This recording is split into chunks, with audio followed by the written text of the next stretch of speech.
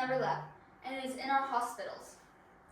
Ethnic and racial barriers in healthcare contribute to low healthcare access, resulting in poor management of chronic diseases, a higher burden of preventable illnesses, disability, and premature death. Historically, non-white Americans have had lower rates of medical coverage and have faced widespread discrimination within hospitals and other medical settings. Stereotyping and prejudice, whether conscious or unconscious, further worsen these disparities.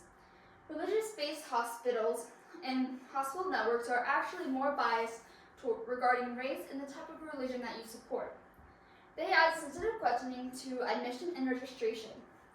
These questions about religion, while not intended to be discriminatory, do segregate patients into different groups. Segregation is one of the most basic fundamental parts of racism and inequality. Addressing ethnic and racial barriers in healthcare is essential to reducing disparities in access, quality, and outcomes for diverse populations. By implementing cultural competence training, enhancing patient navigation, and expanding healthcare recruitment programs, the medical field can work towards greater inclusivity and equity. Understanding the impact of discrimination, stereotyping, and systemic inequalities, both locally and globally, is crucial in creating a more just and effective healthcare system.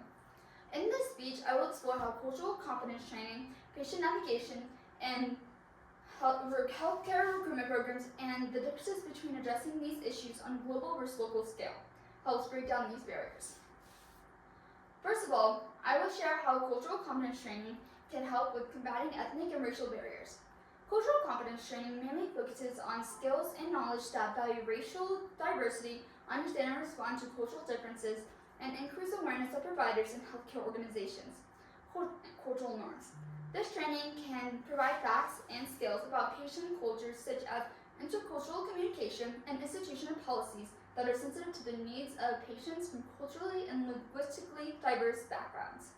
According to the County Health Rankings program at the University of Wisconsin Population Health Institute, which aims to create equitable conditions for everyone to be healthy, it explains multiple studies have been done to provide further evidence to show the effectiveness of cultural competence training.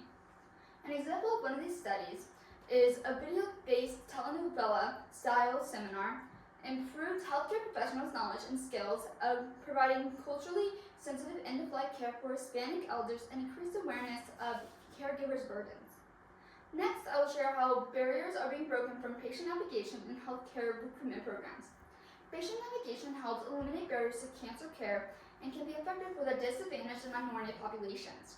According to the Healthy People 2030, a website within the Office of Disease Prevention and Health Promotion that was published in the U.S. Department of Health and Human Services database, it states that high-quality healthcare helps prevent diseases and improve quality of life. While patient navigation is mainly used for patients' benefits, healthcare recruitment programs are used to help future medical professionals. Healthcare recruitment programs recruit and train underrepresented minority students from careers in health fields, including academic support and professional experiences for high school, college, or postgraduate students. Some benefits of these programs are generous scholarships, financial aid, loan forgiveness packages for students from disadvantaged backgrounds, and etc.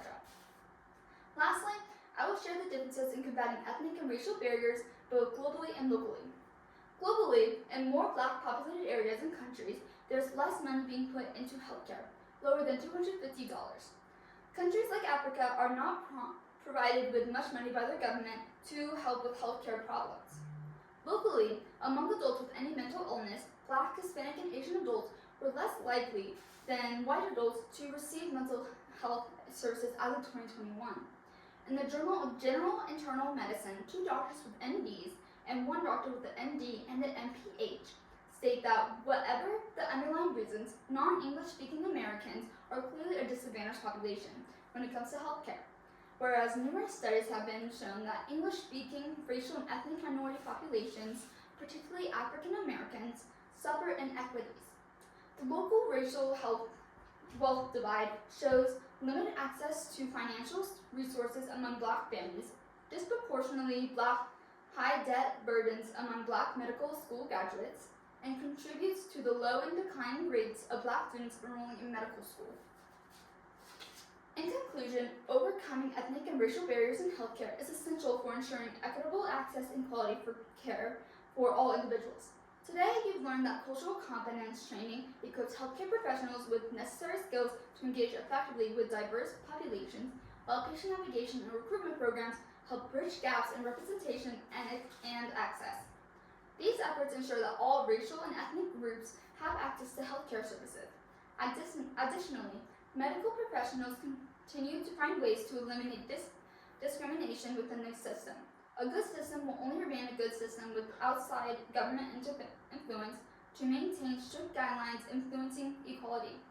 Access to quality healthcare is crucial for promoting and maintaining health, preventing and managing disease, reducing unnecessary disability and premature death, and ultimately achieving health equity for all Americans.